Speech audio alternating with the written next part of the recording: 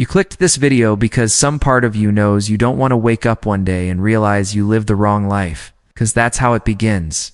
Not with a bang, but with a slow erosion. Not all at once, but piece by piece.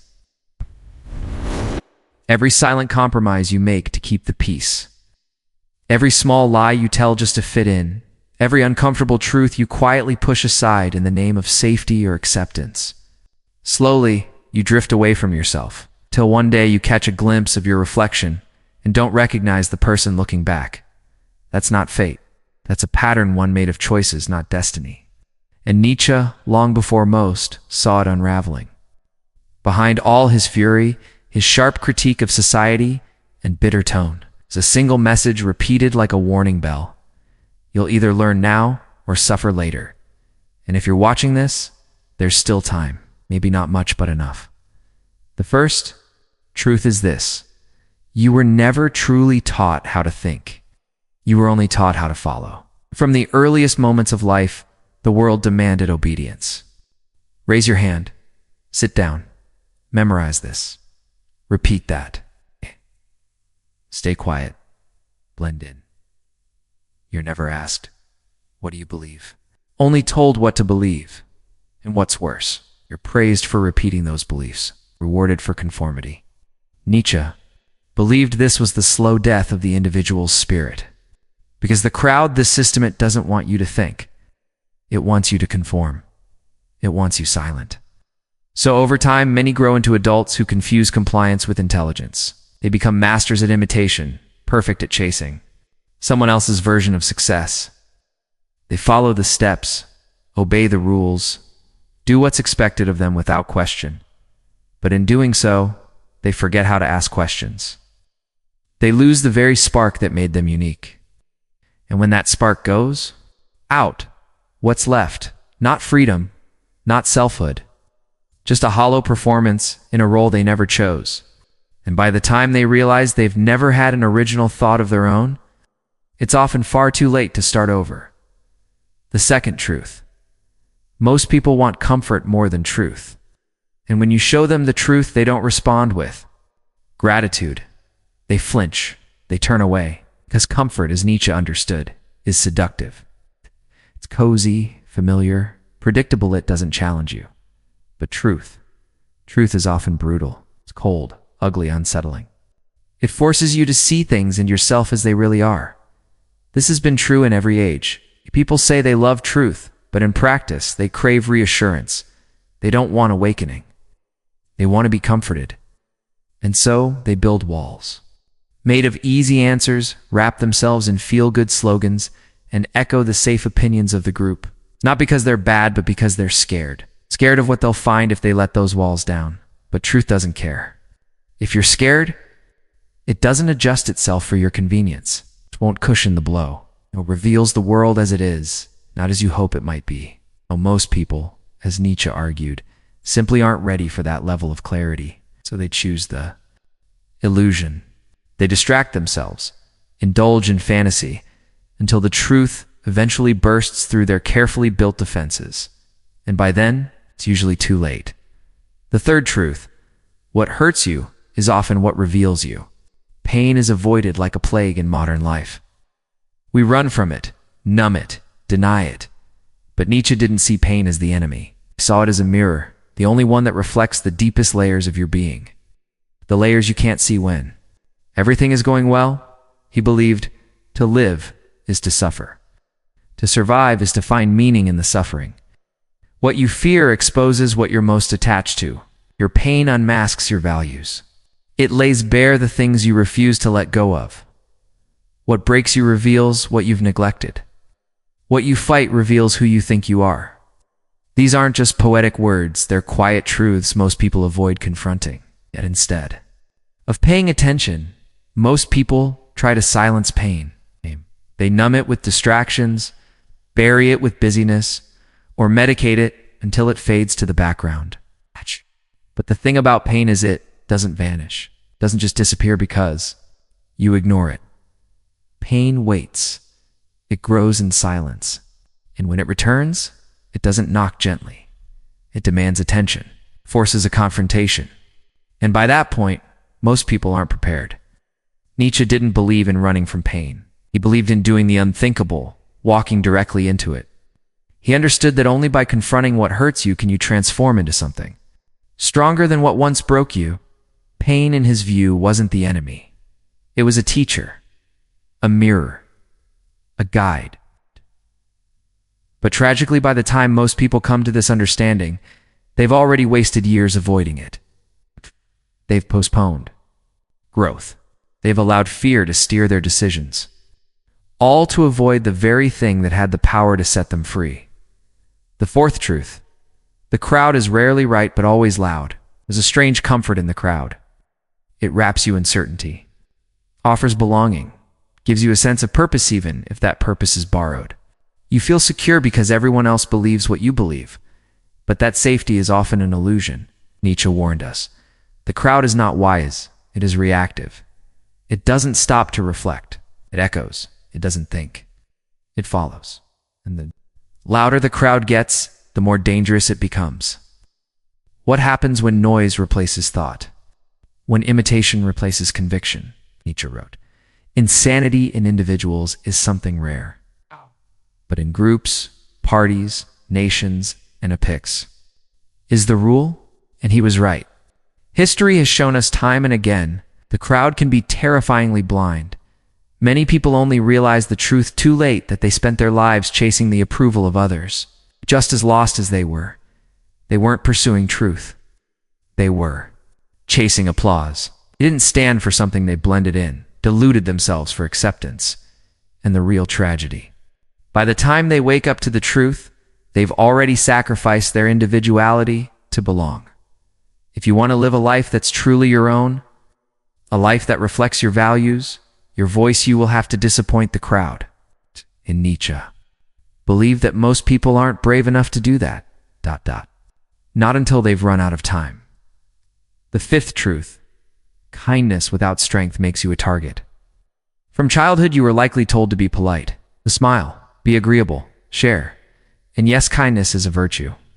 But Nietzsche didn't praise blind kindness. Because kindness, when not backed by strength, isn't noble, it's vulnerable. Predators don't admire gentleness, they exploit it. Takers don't respect your generosity. They see it as an opportunity to take more. The world doesn't reward softness, it rewards strategy. Nietzsche once said, the weak are always forced to lie. Why? Because without strength, honesty becomes a liability. When you don't have power, you learn to suppress your needs, silence your voice, and mask your pain, all in the name of keeping the peace. But what is peace without power? It's not harmony, it's submission. It's true peace, the kind that protects and uplifts, can only exist when paired with strength. The person who is both kind and strong, that person reshapes the world. That person sets boundaries, speaks the truth, and uplifts others without sacrificing themselves. But the one who is only kind, they are used, taken for granted, and often forgotten. Most people only learn this after years of betrayal by friends, by family, and sometimes most painfully, by themselves. You've now heard 5 of Nietzsche's warnings. 5 hard truths that most people only grasp after they've already paid the price. Ow.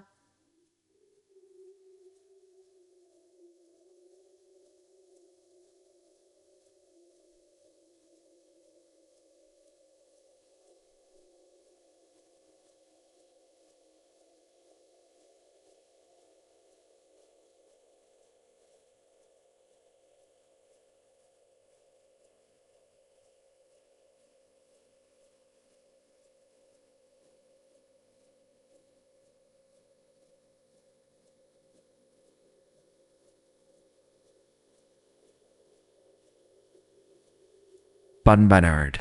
What comes next goes even deeper into the shadows we avoid, the discipline we keep losing, and the harsh truth behind why people seem to vanish when you finally start to succeed. It gets more personal, more uncomfortable, and far more real.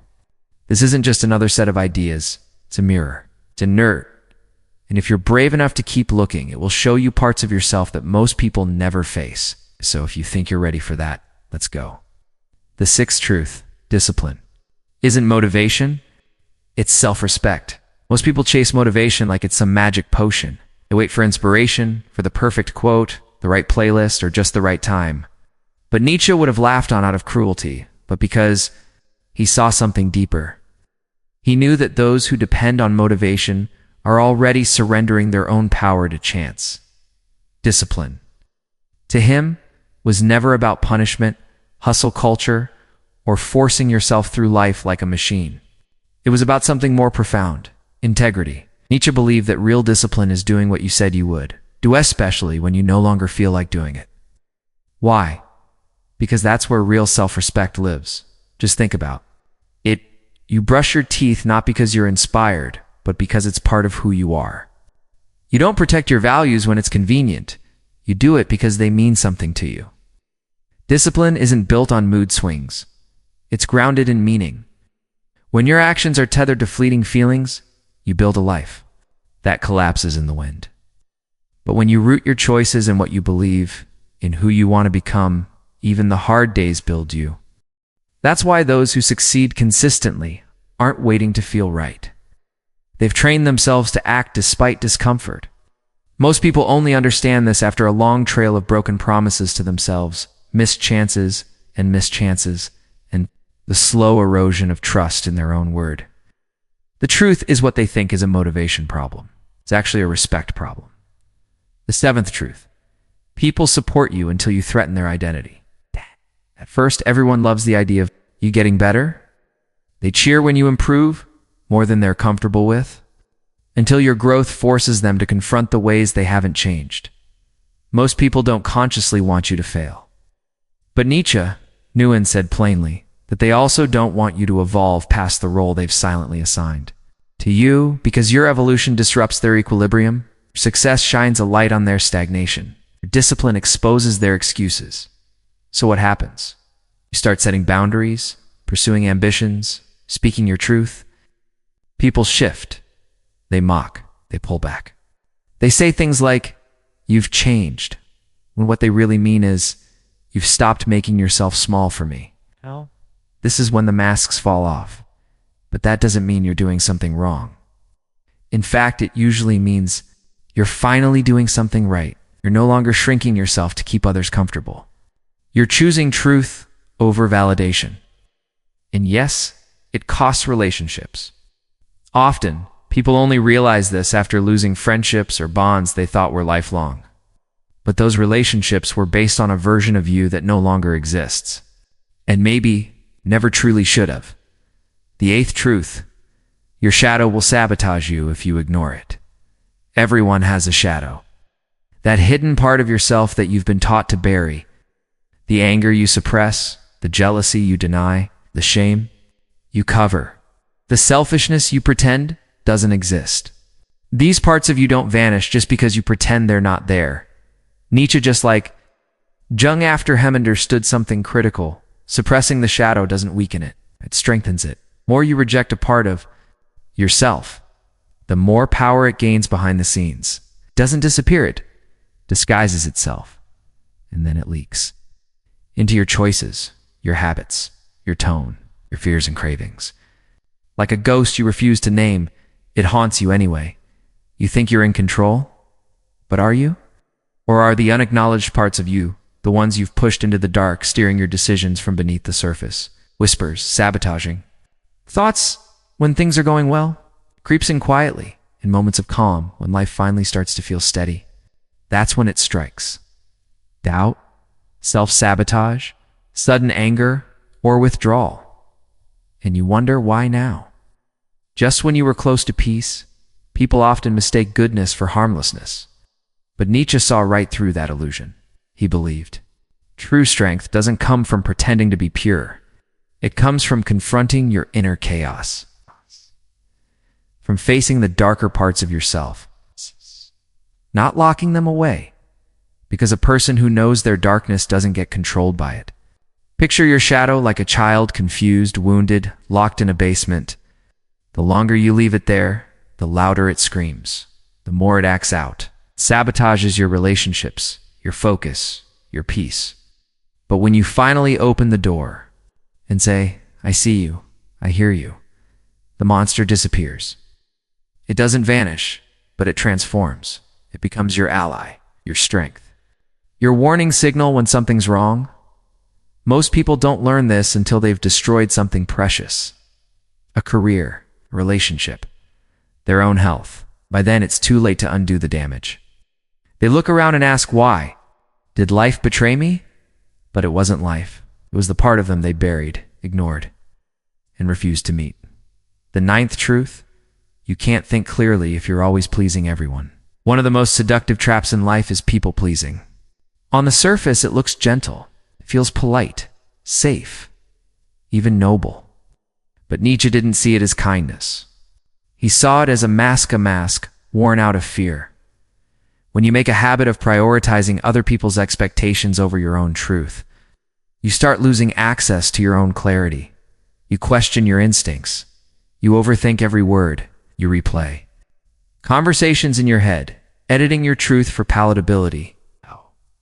You water yourself down so much, you forget what your voice sounds like.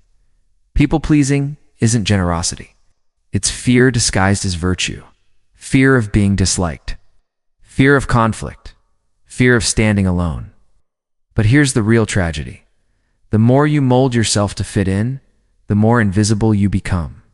And one day, you look around and realize, no, one truly knows you, not the real you. You know your mask, your performance. The version of you that's always agreeable, always available, always careful not to upset anyone.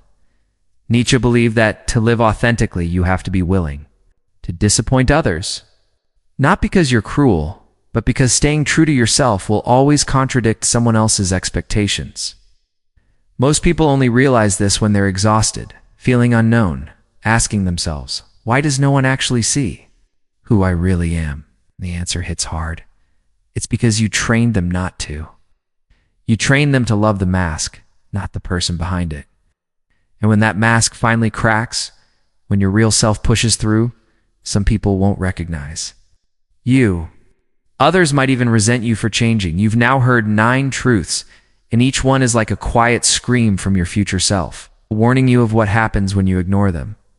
But we're not done. The final 4 truths will go even deeper, peeling back the illusions that keep you stuck. We'll explore why you can feel hollow even after doing everything right, why attention has replaced meaning, and why Nietzsche saw death not as an ending, but as a mirror that reflects how we've lived. The final part won't just challenge you to think, it will challenge you to change. Let's dive in. The 10th truth: you can still feel empty after doing everything right. From the moment we're born, the path is drawn. Go to school, get good grades, earn a degree, land a respectable job, find a partner, avoid conflict, stay out of trouble and happiness. They promise will be waiting at the end of that path, like a reward for compliance. But Nietzsche saw the lie beneath that promise. He saw the hollowness that creeps in when you've done everything right, yet still feel nothing. You've followed the map, you've sacrificed, you've checked every box, and yet inside, there's a void. Why? Because that map wasn't drawn by you. It was handed to you by society, family, tradition. And somewhere along the way, your dreams were replaced by obligations. You became excellent at fulfilling someone else's idea of a meaningful life.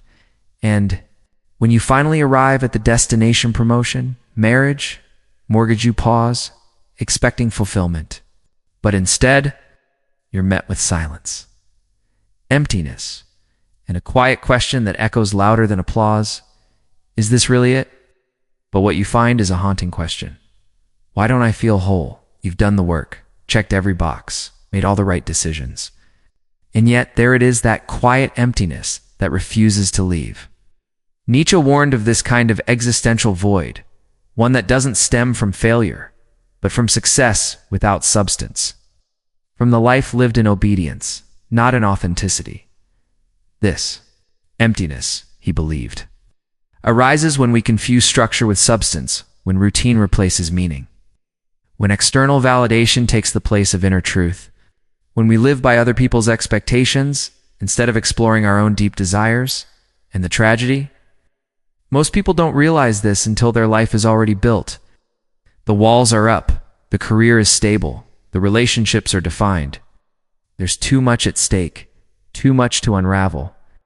So they do what feels easiest. They numb the ache, distract themselves, or surrender to quiet despair. Some, in a desperate act of courage, tear everything down and begin again. But Nietzsche pointed to another path, a subtler one. You stop asking, "What should I do?" The question that binds you to duty and, instead ask, "What's mine to do?" That's where the shift begins. That's the path out of the void. Not through more striving, not by chasing more achievements, but by choosing more truth. By returning to the compass within. The 11th truth. Meaning is rare, and attention is a poor substitute. We live in an age obsessed with visibility. Every day people chase likes, views, follows frantic for affirmation, and at first it feels good. Recognition feels like purpose. Validation feels like love.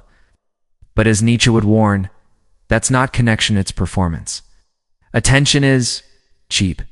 Meaning is sacred. So why do we chase attention instead of meaning?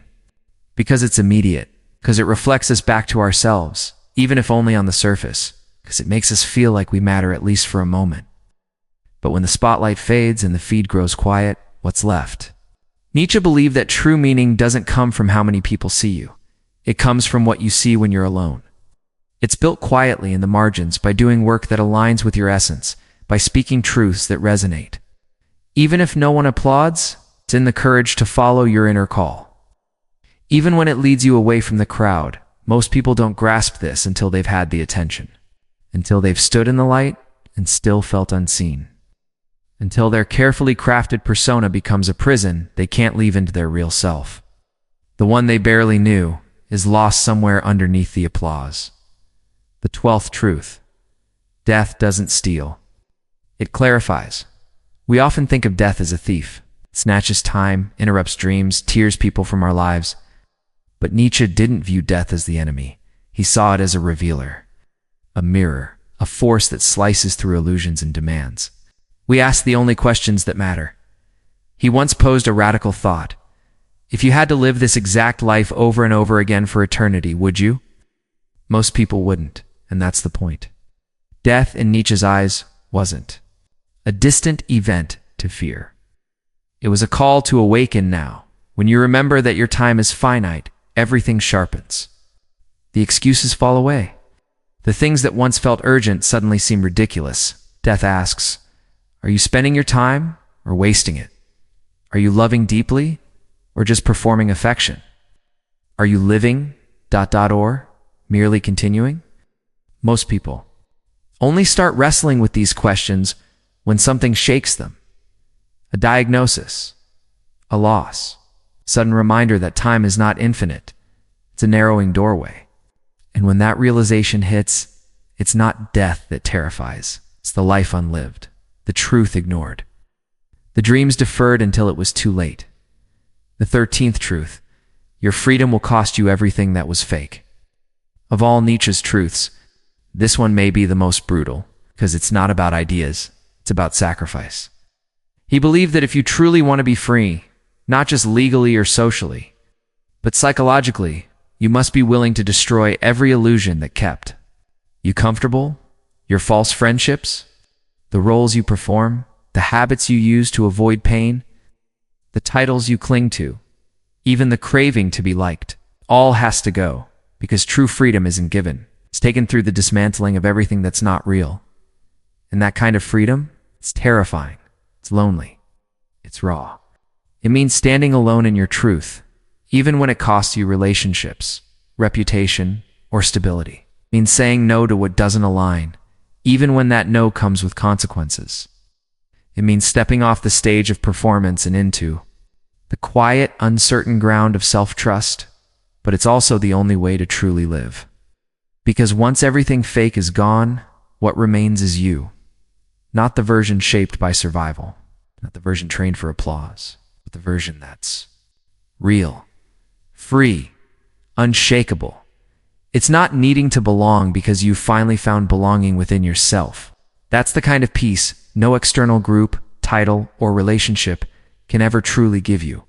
Most people flirt with freedom. they admire it from a distance. They dip their toes into its waters, testing it like something dangerous. But when the shedding begins, when the false layers of identity, validation, and performance start to peel away, fear creeps in. The unknown feels vast and cold. The familiar, even when it's fake, can feel strangely comforting, like an old coat that no longer fits, but still smells like home. Nietzsche saw this clearly: until you lose what was never truly yours, those identities you borrowed, the roles you never questioned, you'll never uncover what is, what's real, what's meant for you. And for most people, that truth only becomes clear after years of quiet resentment. Years of living a life that looked good but felt hollow. Years of wondering, why do I feel like a stranger in my own story?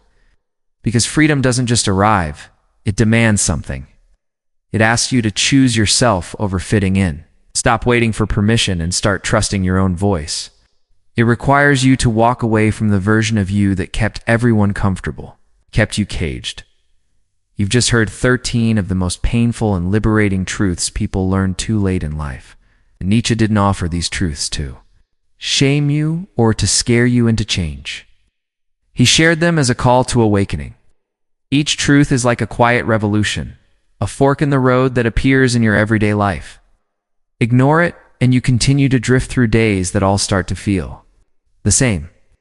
Embrace it, and you begin the slow, courageous journey of coming home to yourself. Maybe you're not ready to burn the old map yet. Maybe change still feels like a cliff, and you're standing at the edge, unsure. That's okay, because awareness always comes before action. And even seeing the pattern is a form of movement. The path doesn't ask for perfection. It asks for honesty. But if even one of these truths unsettled something inside you, it echoed in a part of you you've kept quiet, don't let that moment pass. Let it stay. Let it stir. Let it do what truth is meant to do: challenge, confront, and ultimately free you. Comment below which one hit you the hardest. Which one are you still resisting? And if this video made you feel seen, even just for a moment, subscribe. We're not here for noise. We're here for depth, for clarity, for truth. We're building something different, a space for people who are done with surface-level advice, done with pretending, and finally ready to think deeper, feel stronger, and live differently. Welcome to Behind the Thought. You're not behind. You're just starting with the truth.